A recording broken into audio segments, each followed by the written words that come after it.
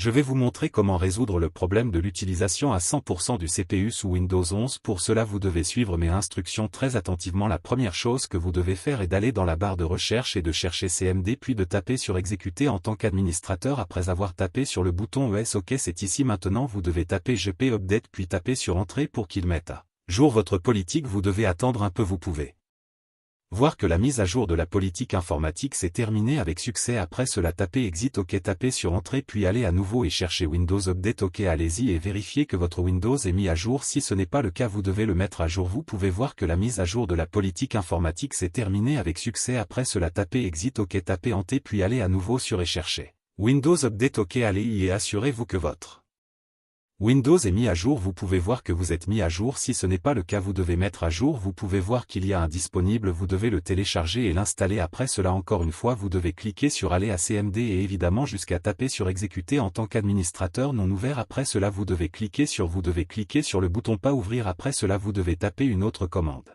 qui est chkdsk espace C2 points.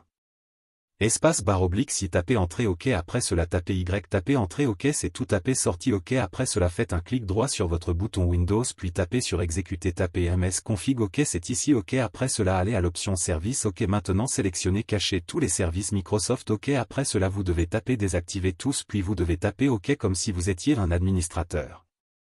All puis vous devez taper OK. Comme je n'ai pas ce problème, je ne vais pas le faire. Donc si vous avez ce problème, vous devez sélectionner celui-ci en premier puis vous devez désactiver toutes les choses puis vous devez taper OK puis vous devez redémarrer votre ordinateur et j'espère qu'il n'y aura pas de problème et ce tutoriel vous a aidé. Aimez cette vidéo et n'oubliez pas de vous abonner à ma chaîne. On se voit dans la prochaine.